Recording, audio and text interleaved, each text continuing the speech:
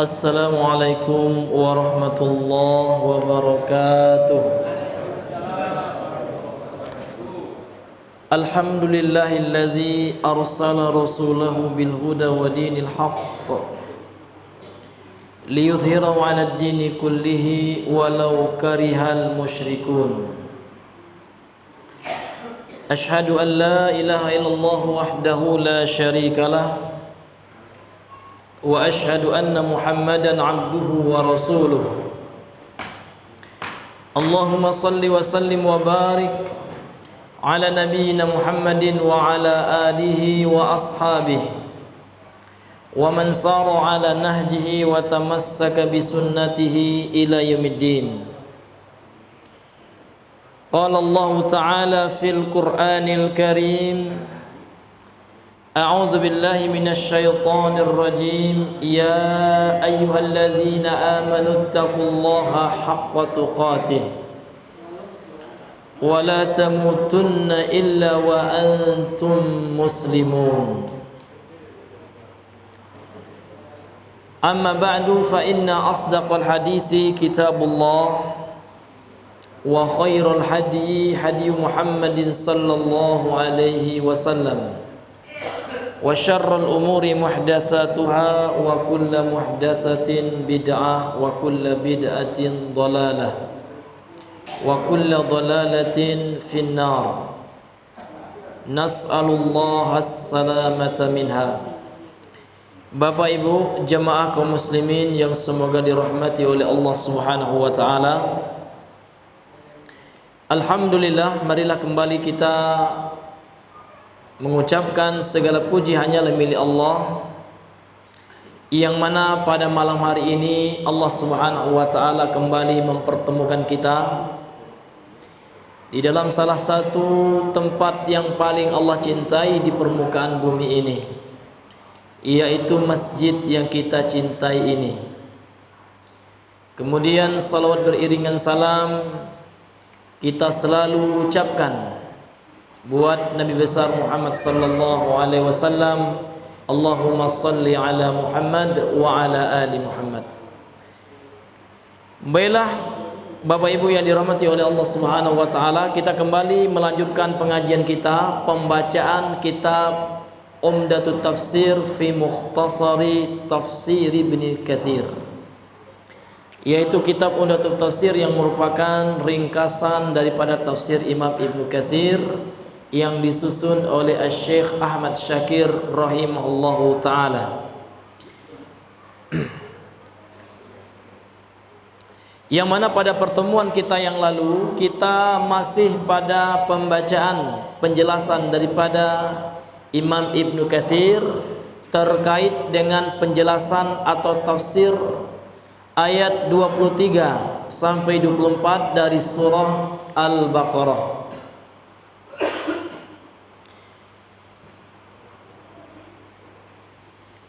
Kemudian beliau mengatakan, qala al-muallif rahimahullahu taala, wa man tadabbara al-Qur'ana wajada fihi min wujuhil i'jazi fununan zahiratan wa khafiyah min haitsu al-lafzu wa min jihati al-ma'na. Qala Allah taala, alif lam ra, kitabun uhkimat ayatuhu summa fussilat min ladun hakimin khabir. Berkata penulis yang semoga dirahmati oleh Allah Subhanahu wa taala, beliau mengatakan, wa man tadabbaral Qur'ana, dan barang siapa yang mentadabburi Al-Qur'an, dan barang siapa yang merenungi isi Al-Qur'an, memahami makna-makna serta kandungannya, wajada fihi, maka dia menemui di dalamnya, yakni hanya Al-Qur'an, maka dia akan mendapati di dalam Al-Qur'an tersebut min wujuhil i'jaz, maka dia akan mendapatkan bentuk-bentuk mukjizat gitu. Karena mukjizat itu artinya yang mengalahkan sesuatu gitu, yang melemahkan. mukjizatnya Nabi sallallahu alaihi wasallam itu Al-Qur'an. Ini mukjizat Rasul yang paling besar. Mukjizat beliau yang lain banyak. Bagaimana Al-Quran ini sebagai mukjizat Bapak Ibu? Karena Al-Quran ini ternyata mampu mengalahkan seluruh sastra-sastra Arab, produk-produk syair Arab jahiliyah. Walaupun sastranya tinggi, walaupun bahasanya indah, namun ketinggian bahasa Al-Quran, keindahan Al-Quran ini mengalahkan produk-produk jahiliyah yang berupa syair-syair mereka. Jadi kalau orang mentadaburi Al-Quran, dan mentadaburi Al-Quran ini perintah Allah, afala yatadabbaruna al-Qur'ana am ala qulubin aqfaluha, kata Allah. Apakah mereka tidak mentadaburi Al-Quran, atau ala qulubin aqfaluha, atau pada hati-hati mereka ada gembok yang menguncinya. Artinya Allah ingin mengatakan bahwasanya orang-orang yang tidak mentadaburi Al-Quran adalah orang-orang yang hatinya terkunci. Boro-boro mau, ya Pak ya, boro-boro mau mentadaburi Al-Quran Pak Ustaz, baca doang nggak bisa gitu ya, kata orang Jakarta Pak ya. Ya, ini yang sangat memprihatinkan sekarang Bapak Ibu. Riset menjelaskan bahwasanya 90% lebih umat Islam di Indonesia ini yang bisa membaca Al-Quran itu cuman 10%. Ini dari 10% itu yang bagus bacaan Qurannya kira-kira hanya 2% paling banyak gitu. Ini bisa Bapak lihat ya di Google gitu ya. Persentase ini ada memang lembaga yang menelitinya, ada beberapa lembaga gitu ya, lembaga umat Islam berusaha untuk melihat, disebar angket ya, mengadakan penelitian berapa persentase umat Islam itu yang mampu membaca Al-Quran. Memang kita mayoritas, namun hanya dari sisi kuantitas, tidak dari sisi kualitas. Dan ini memang sudah menjadi tanda-tanda nubuwah, min alamatin nubuwah, tanda-tanda kenabian Nabi sallallahu alaihi wasallam. Mukjizat juga ini Pak, yang mana jauh 1400-an tahun ya yang lalu Rasulullah sudah mengatakan bahwasanya umat Islam ini nanti di akhir zaman banyak, bal innakum katsir gitu. Bahkan jumlah kalian kelak di akhir zaman itu banyak. Akan tetapi banyaknya itu kagusalis sail, ya seperti air bah ya di lautan, namun tidak memiliki kekuatan. Ketika datang ombak, ketika datang badai, maka buih ataupun air bah tersebut ya tidak bisa mempertahankan dirinya, hancur lebur oleh ya gelombang ombak yang menerpanya. Begitulah kualitas keislaman umat akhir zaman. Ditambah lagi dengan ya orang-orang yang Allah berikan ilmu namun tidak untuk meluruskan umat gitu. Sehingganya Rasulullah juga dalam hadis sahih ini Pak, beliau juga mengatakan, inna akhafa ma akhafu alaikum al-a'immatal mudillin. Sesungguhnya yang amat aku takutkan menimpa kalian wahai umatku, para imam, para ulama namun menyesatkan, yang menjual agama dengan rupiah, menjadi buzzer RP dan juga ya. Iya, seperti itu. Membuat orang-orang ya sekuler senang sama dia. Orang-orang liberal takjub sama dia. Bahkan orang-orang yang seperti ini Allah gambarkan dalam Al-Quran, wa idza ra'aitahum yu'jibuka ajsamuhum wa iyaqulu tasma' liqaulihim. Kalau seandainya engkau melihat orang seperti ini, yu'jibuka ajsamuhum, kalian akan takjub, ya, kalian akan terkesima melihat badan-badan mereka, bentuk-bentuk mereka yang luar biasa. Dan kalau orang ini berbicara, engkau akan mendengarkannya gitu. Namun untuk menyesatkan, hadirin, seperti apa? Seperti ada ya orang yang bergelar nih Pak, profesor, doktor, tidak main-main di bidang tafsir gitu. Apa doktrin yang dia sebarkan? Bahkan dia tulis buku menyesatkan umat, jilbab tidak wajib. Ada, nyata Pak. Ya, ini menyesatkan umat. Nah, ini profesor yang ngomong nih. Ya, bapak siapa katanya? Ya, seolah-olah kebenaran itu dilihat dari orangnya. Tidak Pak. Kebenaran itu adalah sesuai dengan dalil gitu, Al-Quran dan As-Sunnah. Kemudian pemahaman ya para sahabat Rasulullah dan para sahabatnya. Maka para ulama sudah sepakat, bahkan imam 4 mazhab sepakat ini Pak. Gak ada yang berselisih bahwasanya jilbab itu wajib bagi perempuan. Yang berselisih pendapat para ulama ada hukum cadar. Apakah cadar itu wajib ataukah cuma anjuran atau mustahab atau sunnah? Itu cuma yang berbeda. Ya, sehingga banyak ulama-ulama yang meluruskan, ulama-ulama yang benar ya Pak ya, meluruskan statement-statement yang seperti itu. Ini dijadikan dalil oleh putrinya. Ya. Ini ayah saya hebat ya, profesor, bilang jilbab ya nggak wajib kan gitu. Nauzubillah. Ini luar biasa Pak. Zaman sekarang zaman keterbukaan, artinya wanita berlomba-lomba buka aurat. Zaman K-pop Pak.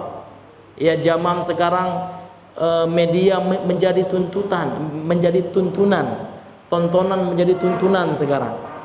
Orang sekarang bangga kalau ya memakai fashion ya, model-model orang-orang fasik, bahkan orang-orang non muslim, orang-orang kafir, orang-orang Korea, banyak sekali ya membuka aurat. Nauzubillah. Ini luar biasa, ini suatu hal yang sangat memprihatinkan Pak. Dan ini tidak hanya menimpa orang-orang non muslim gitu, terkhusus di negeri kita orang muslim yang banyak, muslimah yang banyak ya terjebak dalam hal-hal yang seperti ini Pak. Ini luar biasa. Ada pakai jilbab namun terkadang hanya formalitas ya, sekolah terkadang pakai jilbab, main sama teman buka lagi jilbab. Iya, seolah-olah jilbab itu bukanlah sesuatu yang wajib. Karena perkara-perkara yang seperti ini Bapak Ibu. Maka mentadaburi Al-Quran ya, ini ya suatu hal yang harus kita lakukan supaya kita mendapatkan ilmu, mendapatkan peringatan dari Allah. Karena Al-Quran adalah bagi kalamullah, adalah perkataan Allah gitu. Maka di dalam Al-Quran itu banyak sekali i'jaz ya, banyak sekali ya mukjizat-mukjizat, fununan zahiratan wa khafiyah. Kemudian pelajaran-pelajaran dalam Al-Quran itu luar biasa, banyak sekali, baik itu yang tampak maupun yang tersembunyi. Banyak fun ya, jenis-jenis pelajaran, jenis ibrah yang bisa kita ambil dalam Al-Quran, petuah-petuah Allah Subhanahu wa ta'ala, min haitsul lafzu wa min jihatil ma'na, baik dari sisi lafaz Al-Quran itu ya. Faedah Al-Quran kita baca walaupun satu huruf Pak, ini berpahala. Beda kalau kita baca Quran ya. Kalau kita baca tulisan ya, selain Al-Quran, kalau kita baca nggak ada pahalanya gitu. Kalau kita amalkan, kalau dia kebaikan ada gitu. Namun Al-Quran diantara mukjizatnya, diantara fadilahnya, keutamaannya, walaupun lafaznya kita baca satu huruf alif lam mim, alif kita baca, ini berapa pahalanya? 10. Man qara'a harfan min kitabillah falahu asyru amsalihah. Barang siapa membaca satu huruf dari Al-Quran, maka dia mendapatkan 10 kebaikannya. La aqulu alif lam mim harfun walakinnal alifa harfun wal lamu harfun wal mimu harfun. Aku tidak mengatakan kata Rasulullah alif lam itu satu huruf, tidak. Akan tapi ketika kita baca alif lam itu sudah ada 3 huruf. Alif huruf, lam huruf, alif 1 huruf, lam 1 huruf, mim 1 huruf gitu. Sudah 30, Pak. Ini luar biasa. Dan dari sisi makna juga, makna yang terkandung dalam Al-Quran, Masya Allah, luar biasa. Qala Allah Ta'ala, sebagaimana Allah Subhanahu wa Ta'ala berfirman dalam surah Hud, ya, ayat yang pertama. Kata Allah Subhanahu wa Ta'ala, alif lam ra, kitabun uhkimat ayatuhu summa fussilat min ladun hakimin khabir. Alif lam ra. Jadi alif lam ra ini mayoritas ulama tafsir mengatakan Allahu a'lamu bimuradiha. Allah lah yang lebih mengetahui tentang maksudnya gitu. Inilah yang dikatakan dengan ayat-ayat ya mutasyabihah gitu ya. Yang mana ayat-ayat ini masih samar maknanya gitu. Maka kita kembalikan kepada apa? Allah. Tafwidul makna ya, kita kembalikan maknanya kepada Allah. Kitabun ya, Al-Quran. Jadi kitab di sini maksudnya Al-Quran, kitab Allah. Uhkimat ayatuhu, yang jelas ya, yang tersusun rapi ayat-ayatnya. Summa fussilat, kemudian dirinci, dijelaskan secara terperinci oleh Allah. Min ladun hakimin khabir, yang berasal, yang bersumber dari Hakim, zat yang maha bijaksana. Allah Hakim ini termasuk Asmaul Husna ya. Khabir, yang maha mengetahui dan yang maha mengkabarkan apapun yang dilakukan oleh hambanya ketika di dunia. Maka hadirin yang dimuliakan oleh Allah Subhanahu wa Ta'ala, tidak ada ruginya kita merutinkan Al-Quran. Bahkan sebaik-baik zikir, dalam sebuah riwayat insyaallah sahih, Rasulullah mengatakan yang maknanya afdalu zikri Al-Qur'anu, sebaik-baik zikir itu adalah Al-Quran. Bahkan para ulama ya berlomba-lomba mengkhatamkan Al-Quran gitu. Orang-orang soleh ya, mereka selalu membaca Al-Quran. Ini ciri Pak, ini karakter gitu. Setiap sesuatu itu ada cirinya, ada sifat dan karakternya ya. Orang soleh pun ada karakter mereka. Mereka karakternya orang soleh adalah suka membaca Al-Quran. Bahkan ketika mereka mendengar dibacakan ayat Al-Quran Pak ya, wa idza tuliyat alaihim zadatuhum imana, apabila dibacakan atas mereka Al-Quran itu bertambah keimanannya gitu. Bagaimana mungkin?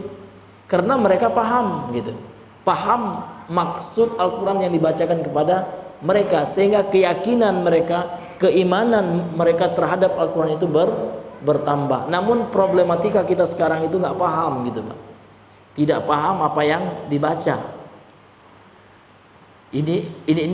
Inilah problem yang mesti kita atasi bersama. Bagaimana Pak? Ya kita belajar gitu.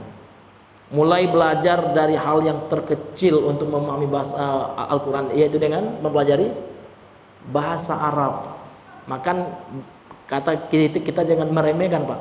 Kalau kita belajar bahasa Arab walaupun dari nol, nggak apa-apa, nggak ada kata terlambat, nggak ada Pak. Oh saya sudah tua, nggak ada. Ya, selama kita masih hidup, selama kita masih bisa bernapas, ya, insya Allah kita mau berusaha belajar. Walaupun tidak berhasil Pak, tidak tercapai target kita, ini akan menjadi ya hujah kita kelak di sisi Allah. Ya Allah, aku sudah berusaha kelak di dunia, namun qadarullah nggak paham-paham, nggak apa-apa. Yang Allah lihat itu Pak usaha kita, ada nggak usahanya kan gitu. Namun yang masalahnya itu Pak nggak ada waktu gitu ya. Harus kita sediakan waktu memang Pak. Ya, bahasa Arab itu tidak hanya kewajiban anak-anak pesantren ya di pondok, tidak hanya ya santri atau kiai atau para guru-guru Pak ya. Itu kewajiban kita selaku orang Islam gitu. Ada seorang anak di Korea Muslim Pak, ini ada disebar sama netizen ya, potongan ininya ya, potongan videonya. Jadi anak ini anak mu'alaf, walau alam ya, orang Korea namun dia Muslim. Jadi pernah diundang karena anak ini dilihat ya Masya Allah rajin belajar bahasa Arab ya. Ditanya oleh presenter gitu ya, "Limadha ta'alam talughatal arabiyyah?" Kenapa kamu belajar bahasa Arab? Maka anaknya dengan simpelnya menjawab, "Li'annani muslim." Gitu. Karena aku adalah seorang muslim ini, Pak. Jadi orang Islam itu harus belajar ya.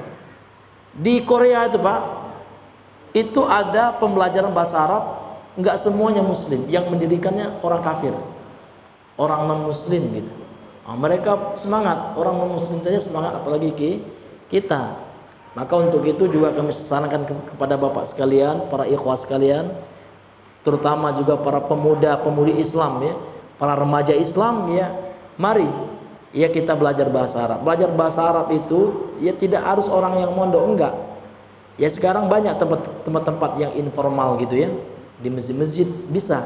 Atau kita manfaatkan media yang ada, bisa media YouTube ya, media Zoom, pelajaran online, banyak Pak. Ini sebuah kemudahan yang sangat luar biasa. Zaman dulu belum ada Pak. Ya, orang nak belajar sama ustadz itu zaman dulu harus pergi ke situ mereka. Harus ya menghabiskan waktu, harus menghabiskan uang gitu ya, dana, biaya, mendatangi gurunya. Sekarang terkadang bisa online saja ya. Gurunya yang kita datangkan ke kamar kita lewat media online. Ini luar biasa Pak ya. Maka jangan kita sia-siakan kesempatan yang luar biasa ini, hadirin yang dimuliakan oleh Allah, untuk mempelajari agama kita. Kemudian kata beliau, fa uhkimat alfazuhu wa fussilat ma'anihi, ya. Maka sudah tersusun rapi lafaz-lafaz Al-Qur'an yang ada di Al-Qur'an. Ini lafaz-lafaz perkata Al-Qur'an yang ada di Al-Qur'an itu sudah tersusun rapi gitu Pak ya. Sudah jelas gitu. Wa fussilat ma'anihi, dan kemudian sudah dirinci, sudah dijelaskan secara terperinci makna-maknanya. Au bil aksi 'alal khilaf, atau sebaliknya, maksudnya sudah tertata rapi maknanya dan dijelaskan secara terperinci lafaznya ya. Fakulu min lafzihi wa ma'nahu fasihun la yuhada wa la yudana. Dan setiap lafaz-lafaznya Al-Qur'an dan maknanya itu fasih. Ya, maknanya itu benar ya. Bahkan cara melafalkan Al-Qur'an itu ada ilmunya. Cara mengucapkan apa namanya itu? Huruf-huruf hijaiyah, yang mana huruf hijaiyah ini kan bahasa Arab. Al-Qur'an diturunkan oleh Allah dalam bahasa Arab gitu. Nah, ini sudah ada disiplin ilmunya. Makanya Bapak ya belajar ilmu tajwid, ya tahsinul Quran gitu. Itu kan belajar nanti ilmu makharijul huruf ya. Bagaimana tempat ya, di mana tempat keluarnya huruf hijaiyah itu. Ada nantinya yang di tenggorokan ya, ada nantinya yang di lidah, di pangkal lidah, di ujung lidah, di tengah-tengah gitu. Semuanya itu sudah ada disiplin ilmunya. Luar biasa, fasih betul Al-Qur'an itu. Yang tidak dimiliki oleh bahasa-bahasa lain, ya. Bahasa Arab. Ya. Tidak sekomplit itu. Mungkin bahasa Inggris ada juga ya. Belajar mengucapkan apanya itu ya, pronounnya itu ya. Namun tidak sekompleks bahasa Arab gitu. Ini luar biasa. Demikian juga maknanya gitu. Makna dalam Al-Qur'an itu sangat luar biasa Pak. Ya, yang tidak ada tandingannya. Karena memang itu bukan produk manusia ya. Ini bukan sastra manusia, bukan budaya, bukan produk budaya Al-Qur'an itu. Karena Al-Qur'an itu adalah kalamullah ya, adalah firman-Nya Allah Subhanahu wa taala. Wala yuhadza wala yudana, yang mana tidak bisa ya di dekat apa namanya itu disamai Al-Qur'an itu ya. Kemudian juga tidak bisa ditandingi gitu. Faqad akhbara an mughayyibatin madiyatin kanat wa waqa'at tabbaqa ma akhbara sawa'un bisawain. Dan Rasulullah SAW dan Allah Subhanahu wa taala ya di dalam Al-Qur'an juga telah mengkabarkan, juga sudah menginformasikan tentang perkara-perkara gaib ya.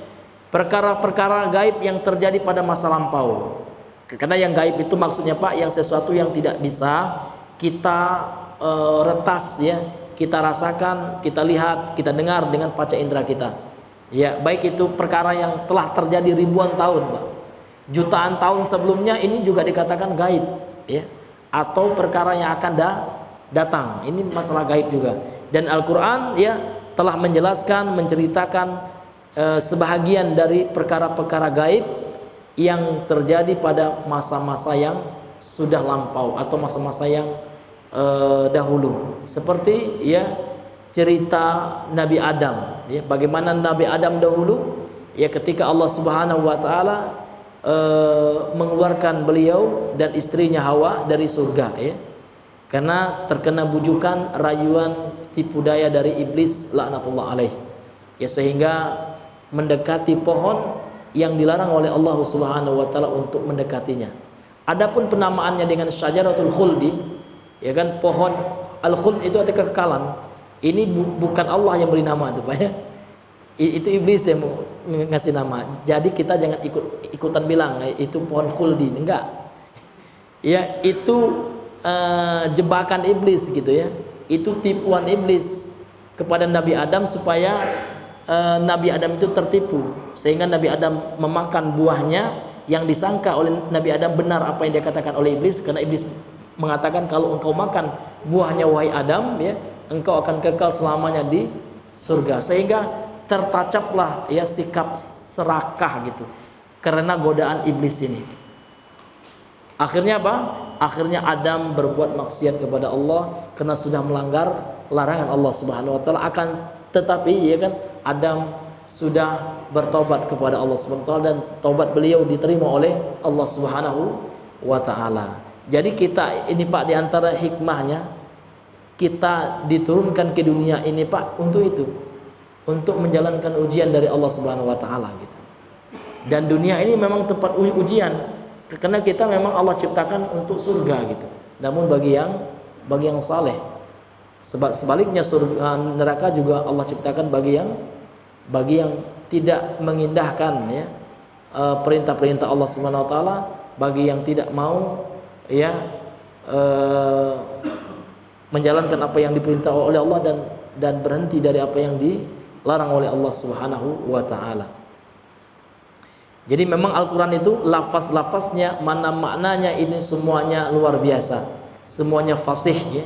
Iya, luar biasa.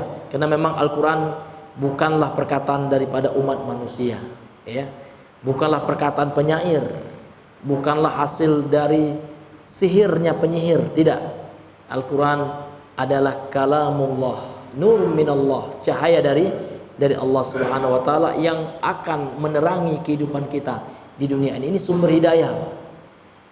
Kalau ada orang sekarang mengatakan ya kita mohon kepada Allah supaya diberikan hidayah, Allah sudah berikan hidayah berupa penjelasan. Ini namanya hidayatul bayan. Al-Qur'an inilah Pak. Namun amat sangat sedikit orang yang mau mempelajari sumber hidayah ini. Kita sudah tahu Pak ya, sumber hidayah itu apa? Al-Qur'an. Bahkan Rasul sendiri yang mengatakan, taraktu fikum amroin, kata beliau, aku tinggalkan bagi kalian dua perkara, dua hal. Ya kan, intamasaktum bihima, kalau seandainya kalian berpegang teguh kepada keduanya, lan tadillu abadan, selama-lamanya kalian tidak akan sesat. Apa dia? Al-Qur'anu was sunnati, Al-Qur'an dan sunnahku, yakni sunnah Nabi sallallahu alaihi wasallam. Sudah jelas sekali. Orang yang berpegang teguh dengan Al-Qur'an, orang yang mempelajari Al-Qur'an, orang yang mengamalkan Al-Qur'an, orang yang mendakwakan Al-Qur'an, insyaallah ya akan mendapatkan janji dari Rasul sallallahu alaihi wasallam. Namun terkadang kita yang malas gitu. Memang syaitan itu enggak tenang Pak. Kalau ada orang belajar tahsin, marah kali syaitan pasti Pak.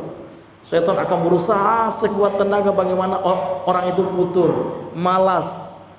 Demikian juga mempelajari alat untuk memahami Al-Quran itu bahasa Arab.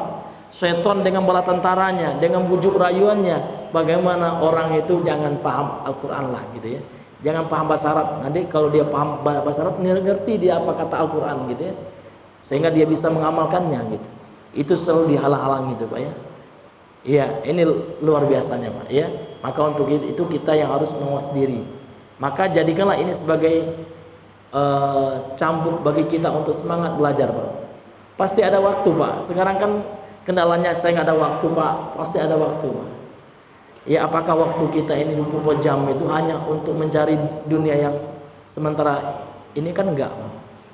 Ya, kita cari dunia, rupanya datang ajal kita.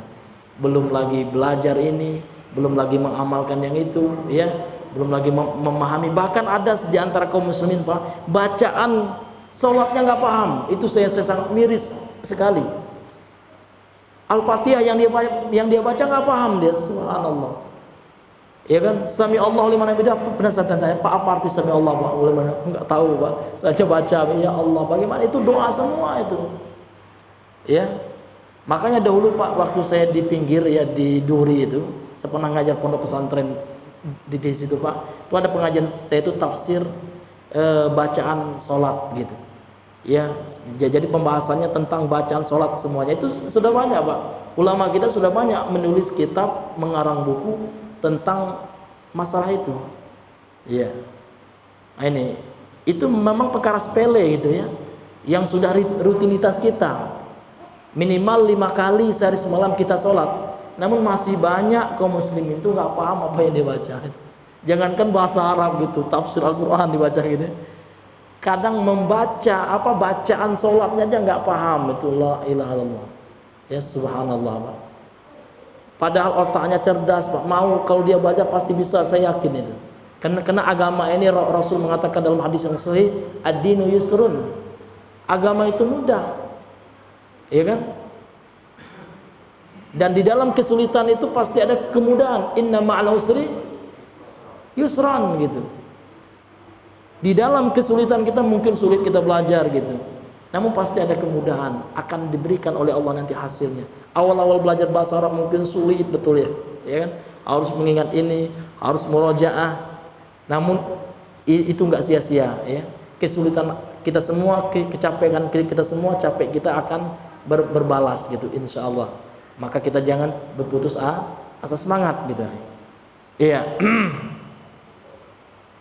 Kemudian kata beliau, kanat wa waqa'at, ya, maka terjadi gitu apa yang diinformasikan oleh Al-Qur'an ya tentang berita yang masa lalu ya, seperti juga firman Allah Subhanahu wa taala, Ghulabatir Rum, ya, Allah Subhanahu wa taala mengatakan Romawi itu akan dikalahkan ya, dan itu terbukti. Pasukan kaum muslimin dalam sejarah sejarah sudah membuktikan bagaimana kaum muslimin yang mengalahkan bangsa Romawi di masa-masa keemasan Islam. Ini luar biasa. Ya. Tabbaqa ma akhbaro, ya sudah terbukti ya apa yang dikabarkan oleh Allah Subhanahu wa taala. Terkhusus ya di kehidupan dunia ini. Dan kita menunggu ya, dan kita harus yakin dan percaya apapun yang telah Allah kabarkan tentang kehidupan akhirat, tentang surga, neraka ini pasti terjadi. Nggak boleh kita ragu, Pak ya. Benar nggak sih gitu? Nggak boleh gitu ya pertanyaannya. Pasti apapun yang Allah informasikan, kita harus bangun di atas keyakinan yang kokoh, yang tidak ada keraguan sedikit pun di dalamnya ya. Apa yang diinformasikan oleh Allah, apa yang dikabarkan oleh Rasulullah dalam hadis-hadis yang sahih, ini pasti Pak ya, itu menjadi pegangan kita, sudah masuk ke taraf doktrin dan keyakinan kita. Wa amara bi kulli khairin wa nahaa an kulli syarrin. Dan Allah Subhanahu wa taala sudah memerintahkan kepada seluruh kebaikan dan melarang dari seluruh kejelekan gitu. Ya. Dan itu semua larangan perintah itu ada dalam Al-Qur'an ini, Pak ya. Dan para ulama kita subhanallah banyak sekali menulis kitab-kitab tafsir yang mentafsirkan, menjelaskan lagi Al-Qur'an ini, mempermudah kita. Kemudian menulis kitab-kitab dalam cabang ilmu agama yang lain, kitab fikih, ya, kitab akidah, kitab akhlak, tazkiyatun nufus, raqaiq, luar biasa. Imam Ahmad ada kitab judulnya Kitab Zuhdi, kitab tentang zuhud, bagaimana semestinya seorang muslim menyingkapi kehidupan dunia ini, bagaimana bersikap zuhud dalam kehidupan dunia ini, luar biasa. Semuanya itu sudah lengkap gitu Pak ya. Dan seluruh cabang-cabang disiplin ilmu agama ini sumbernya adalah Al-Quran ini Pak.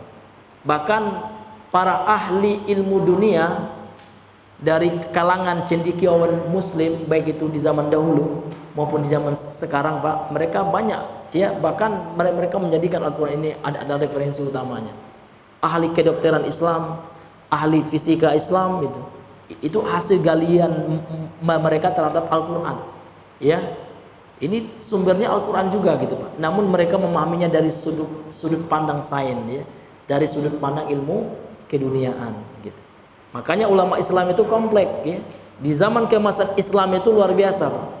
Sekarang kita lihat kemajuan teknologi ya, sekarang ya disponsori oleh orang-orang kafir ya, padahal ya dasar-dasarnya itu mereka ambil dari kaum muslimin. Penemu pesawat itu ternyata orang Islam gitu. Saya pernah baca ya, tapi saya lupa juga Pak ya, siapa namanya, umat Islam itu dia diakui ya oleh dunia barat gitu, dasar-dasarnya, namun pengembangannya oleh orang-orang non muslim itu ya, namun dasar-dasarnya itu ya dari kaum muslimin ya. Luar biasa Pak ya, Islam ini. Kama qala ta'ala, sebagaimana Allah Subhanahu wa taala berfirman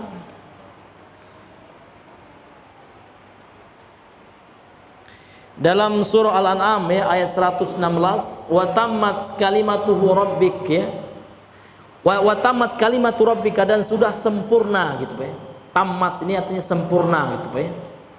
Kalimatu rabbika ya, kalimat Rabbmu, perkataan Rabbmu, yakni Al-Quran. Al-Quran itu adalah kalimat Allah nih Pak ya.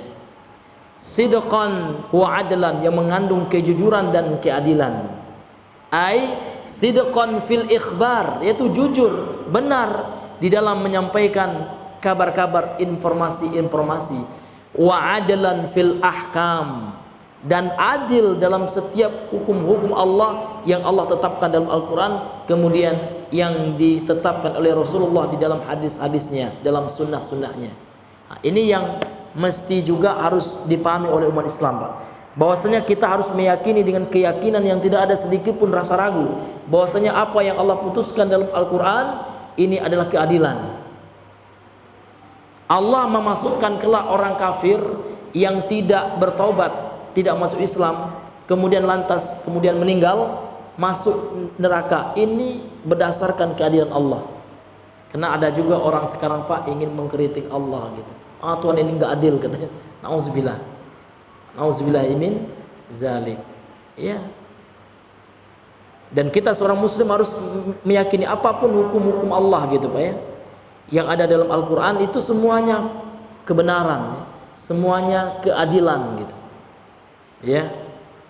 Tidak ada sedikit pun yang enggak adil gitu. Allah Subhanahu wa taala itu adalah Al-Hakim. Makanya penting kita mengenal Pak ya, nama-nama Allah, karena di dalam nama-nama Allah itu terkandung sifat Allah yang sangat luar biasa, yang sangat sempurna, yang tidak ada cacat dan aib sedikit pun bagi Allah. Makanya Allah itu salah satu nama beliau, salah satu asmaul husna apa nih? Al-Hakim. Al-Hakim itu adalah Dzul Hikmatil ya balighah. Ya kan, sesuatu zat yang memiliki kebijaksanaan yang sangat tinggi. Ya, yang mana kebijaksanaan Allah itu ya tidak ada yang mampu mencapainya dari makhluk ya. Sudah mencapai titik terpuncak dari kebijaksanaan. Ya luar biasa. Sehingga apa yang Allah tetapkan itu pasti benar. Ya, Allah mewajibkan kita sholat itu pasti benar, dan itu untuk kita. Ya, Allah Subhanahu wa taala ya di dalam Al-Quran ya telah menjelaskan sebuah hukum, misalkan tentang hukum waris, itu pasti benar Pak ya kan, bagaimana pembagiannya itu pasti benar. Orang-orang yang mencuri sudah sampai satu nisab ya, kemudian dipotong tangannya, itu suatu kebenaran yang harus kita yakini. Dan karena ada juga kaum muslimin yang terpengaruh pemahaman liberal lah, itu nggak pantas lagi, itu nggak cocok bagi zaman katanya. Ini luar biasa Pak ya. Iya, dia mengatakan Al-Quran ini nggak cocok lagi, ini luar biasa ya. Inilah na'udzubillah min zalik, pemahaman-pemahaman yang menyesatkan itu Pak. Maka kita katakan ya, itu adalah hal yang menyesatkan karena mereka ingin apa ya? Ingin membentrokkan gitu ya antara Al-Quran dengan logika gitu. Ini nggak masuk akal gitu. Kok orang yang mencuri itu dipotong tangannya gitu kan? Nah, orang yang beriman kepada Allah pasti dia mengatakan apa Pak? Sami'na wa ta'na gitu. Pasti ada hikmah di baliknya itu. Maka sekarang ya, orang pencuri kalau dimasukkan ke penjara itu ya enak dia ya. Ya, bahkan kalau dia pencuri walaupun yang dicurinya uang miliaran, namun dia orang top, banyak uang, bahkan difasilitasi di penjara tuh. Iya Pak, ada AC-nya di penjara. Iya, jadi hukum manusia ini nggak ada apa-apanya dengan hukum Allah. Iya, karena manusia itu makhluk yang banyak kurangnya, sementara Allah Subhanahu Wa Taala tentu lebih tahu mana yang lebih baik, mana yang bagus buat umatnya. Maka ini keyakinan kita, walaupun terkadang kita tidak bisa atau belum mampu menerapkannya, karena hal-hal yang terkait dengan masalah potong tangan gitu Pak ya, kemudian orang yang berzina dirajam, ini yang menerapkannya pemerintah, bukan per individu kita enggak, atau per ormas, enggak bisa Pak. Ini dikembalikan kepada pemerintah tertinggi kaum muslimin. Kalau di negara kita presiden gitu. Namun kalau presiden belum melaksanakannya, undang-undang belum menetapkannya, maka kita bersabar ya, bukan kita per individu yang wajib melaksanakannya. Nanti yang tidak melaksanakannya itu yang nanti yang Allah kelak tanya di akhirat. Ya, wallahu taala alam bisawab. Baiklah Bapak Ibu yang dirahmati oleh Allah Subhanahu wa taala, tidak terasa ya waktu Isya sudah masuk. Mungkin kita cukupkan dulu sampai di sini. Insyaallah ya, setelah Isya kita sambung sedikit ya. Subhanakallahumma bihamdika asyhadu an la ilaha illa anta astaghfiruka wa atubu ilaik.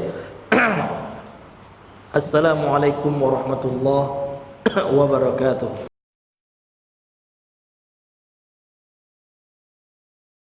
Bismillahirrahmanirrahim. Assalamualaikum warahmatullahi wabarakatuh.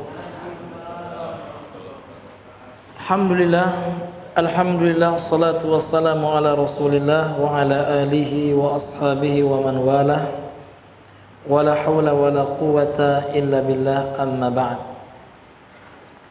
Kembali kita melanjutkan pembahasan kita yang sebelumnya. Allah Subhanahu wa taala berfirman dalam surah Al-An'am ayat 115. Allah berfirman, wa tammat kalimatu rabbika sidqan wa adla. Dan telah sempurna kalimat Tuhanmu, kalimat Allah, kalamullah Al-Quran, sidqan, yang penuh dengan kejujuran, wa adla, dan dengan keadilan.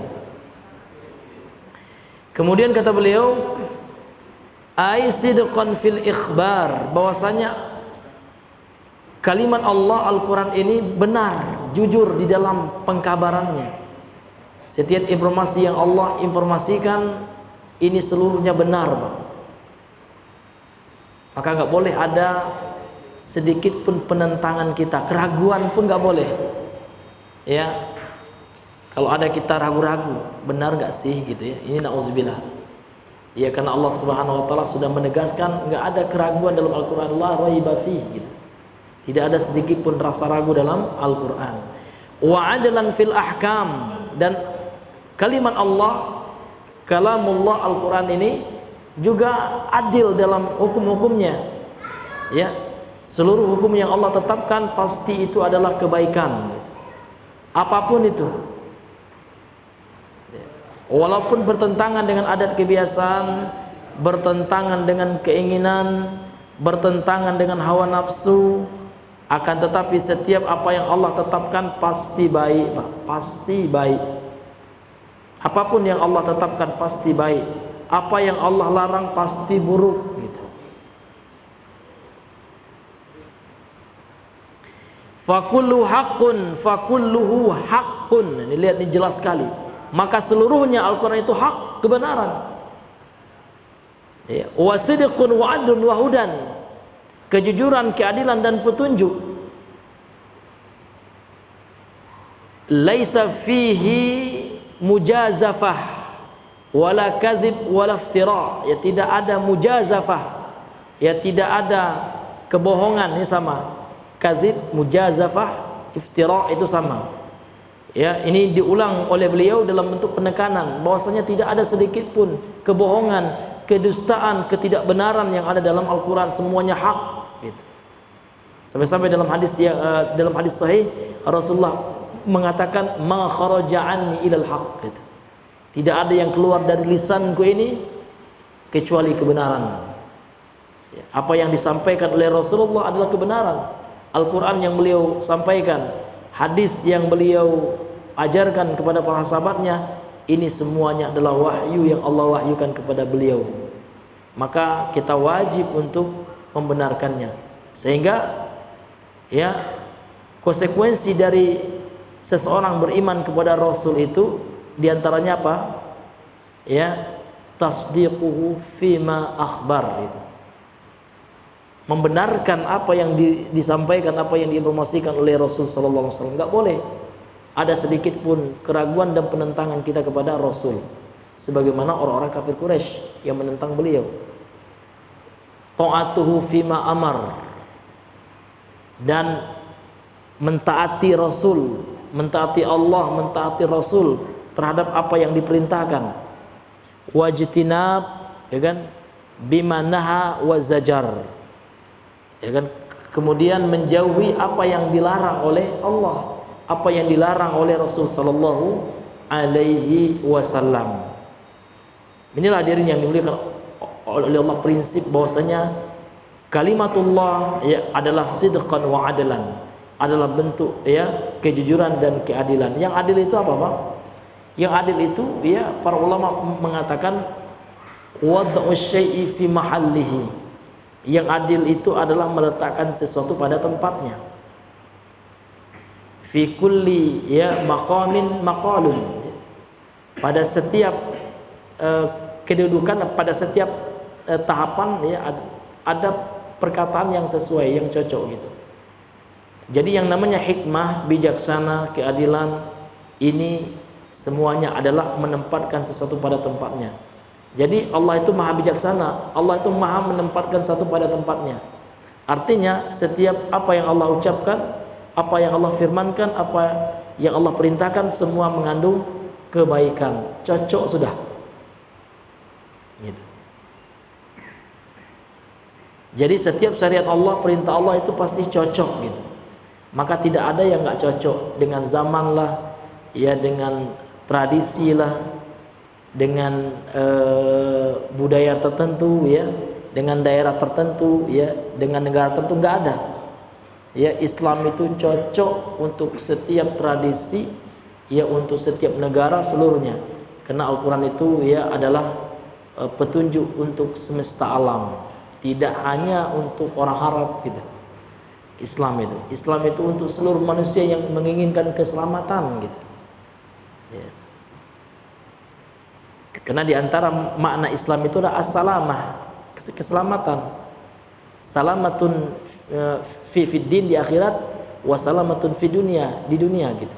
Selamat agama kita di akhirat dan selamat kehidupan kita di dunia. Hasanatun fi dunia wa hasanatun fil akhirah. Itu Islam itu. Itu prinsip-prinsip Islam hadirin yang dimuliakan oleh Allah Subhanahu wa taala. Kemudian kata beliau, kama yujadu fi asy'aril arabi wa ghairihim minal akadzibi wal mujazafatil lati la yahsunu syi'ruhum illa biha.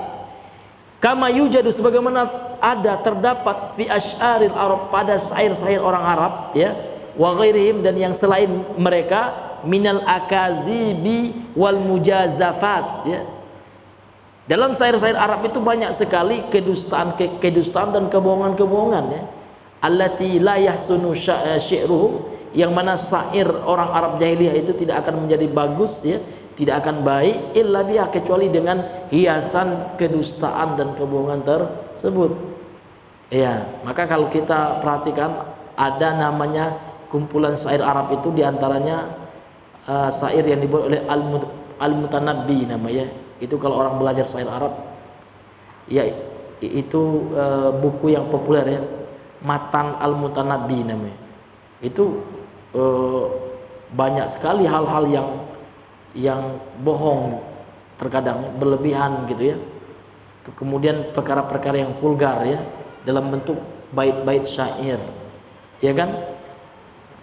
Dan ini terbukti gitu Pak. Sehingganya syair-syair Arab itu ya walaupun kaya akan sastra ya, akan tetapi ya tidak seperti Al-Quran. Walaupun ya dia disampaikan oleh Allah dalam bentuk sastra Arab yang sungguh luar biasa, namun juga terdapat ya kejujuran, kebenaran di dalamnya, berbeda dengan syair Arab gitu. Karena syair Arab itu banyak sekali akazib dan mujazafatnya, banyak sekali kedustaan, kebohongannya itu banyak sekali.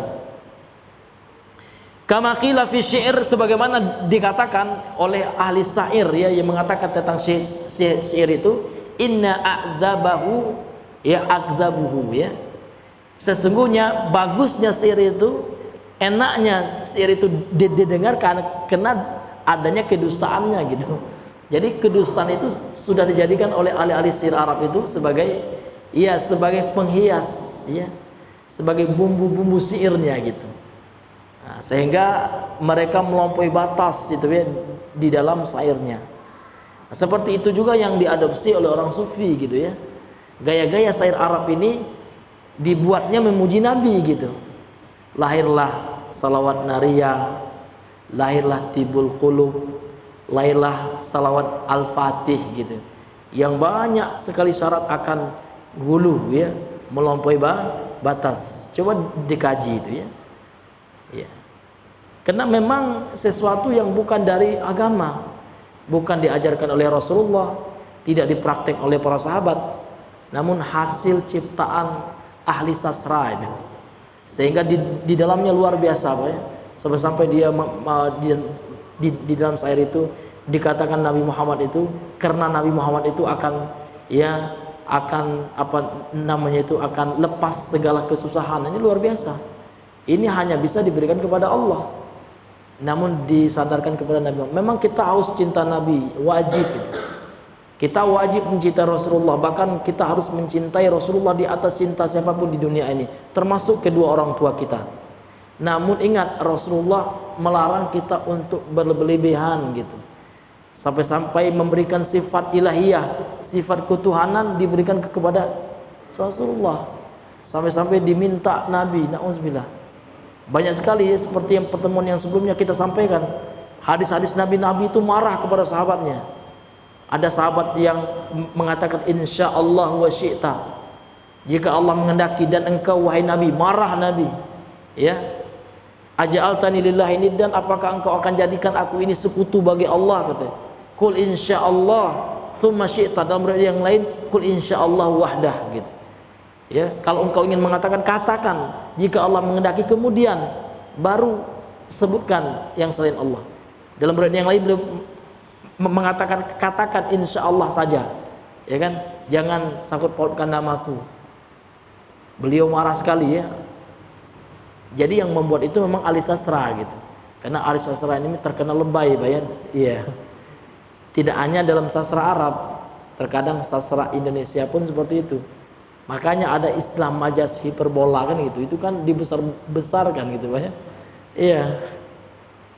Ada majas gaya bahasa dan lain sebagainya. Itu ada.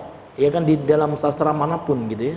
Yang sifatnya iya melampaui batas, terkadang tidak sesuai dengan fakta dan realita yang ada.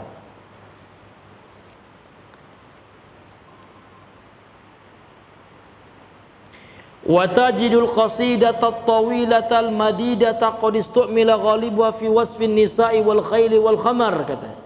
Dan engkau menyumpai sebuah kasidah ya, sebuah puisi lah gitu kalau bahasa kita, qasidah itu Pak ya, yang panjang ya, yang dijelaskan dengan keindahan gaya bahasanya. Qad istu'mila ghalibuha, kebanyakannya dia digunakan fi wasfin nisa ya, isinya, konteksnya, kontennya, kandungannya itu ya menyebutkan tentang ya sifat-sifat wanita. Terkadang ya isi dari syair, puisi, kasidahnya itu tentang apa Pak? Tentang percintaan ya, tentang yang tidak halal gitu ya. Ya.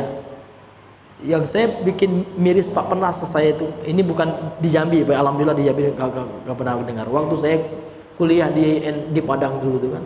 Itu kan waktu boro tuh Pak, waktu subuh Ahad gitu ya, diputarlah kata orang tuh lagu qasidah bahasa Arab Pak. Ternyata itu lagu dangdutnya Arab gitu.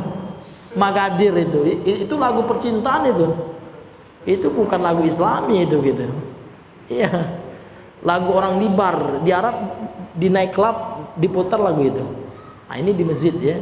Karena nggak paham mananya, iya aja bagus di Islami ini ya.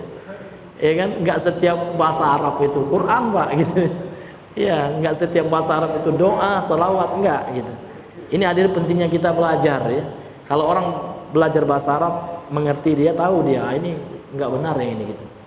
Inilah Bapak Ibu yang dirahmati oleh Allah Subhanahu wa taala. Juga terkadang syair itu ghalibuha, mayoritasnya, kebanyakannya kata beliau menceritakan tentang apa? Awil khayli, tentang ya kuda gitu kan, awil khamar ya, atau tentang minuman keras gitu. Banyak topiknya ya syair Arab itu ya. Namun ada juga syair yang baik yang tidak bertentangan dengan syariat Islam ya. Terkadang ulama mengatakan boleh, namun pada momen-momen tertentu aja, seperti dalam jihad gitu ya, supaya semangat jihad ya. Namun tidak menyibukkan diri dengan syair itu sehingga lupa Al-Qur'an.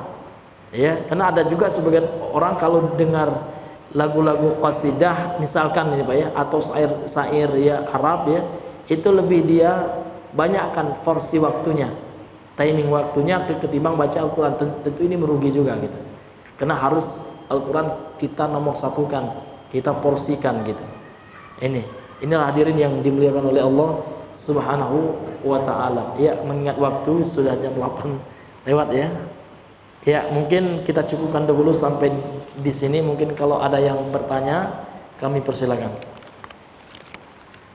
Bismillah, semoga Ustadz dan keluarga dalam keadaan sehat walafiat. Amin. Demikian juga hendaknya yang bertanya. Ustadz, bagaimanakah adabnya kalau guru sedang menjelaskan kajian, kita malah sibuk membaca Al-Quran? Ya, ini nggak bijaksana. Karena bijaksana itu apa-apa meletakkan sesuatu pada tempatnya. Kapan kita harus baca Al-Quran, kapan kita harus fokus yang mendengarkan kajian. Ya, jangan sampai kita lagi mendengarkan kajian baca Al-Quran. Jadi kita ini sebenarnya mau apa gitu? Mau baca Al-Quran atau pengajian gitu. Kalau ingin baca Al-Quran ada tempatnya, ada waktunya. Bagus, baca Al-Quran itu bagus. Bahkan disebutkan dalam hadis yang sahih, ada seorang sahabat sedang sunat. Kemudian sahabat yang lain ini dikeraskan suaranya baca Al-Quran, ditegur oleh Nabi gitu. Ya kan? Jangan engkau jaharkan suaramu ya. La tarfa sautak gitu kan. Jangan engkau angkat, jaharkan suaramu sementara orang lagi sholat, dikhawatirkan itu akan mengganggu orang yang sholat gitu. Nah, ini Pak. Jadi memang ada adabnya gitu ya, ada etikanya masing-masing. Kalau orang lagi pengajian ya, kalau ya kita lagi uzur pingin kali baca Al-Quran ya kita izin dulu gitu Pak ya. Kita pergi ke tempat yang lain yang juga kita memperhatikan perasaan orang yang berbicara gitu. Ya coba ibarat kita lah ya, kita yang lagi pidato, lagi ceramah ya, tiba-tiba orang sibuk aja dengan kegiatan nggak mendengar kita, tentu kita juga akan tersinggung gitu. Demikian juga orang lain gitu Pak ya. Wallahu ta'ala a'lam bishawab. Ada yang lain Pak? Iya, kalau tidak ada kita cukupkan dengan doa kafaratul majlis. Subhanakallahumma bihamdika asyhadu an la ilaha illa anta astaghfiruka wa atubu ilaik. Assalamualaikum warahmatullahi wabarakatuh.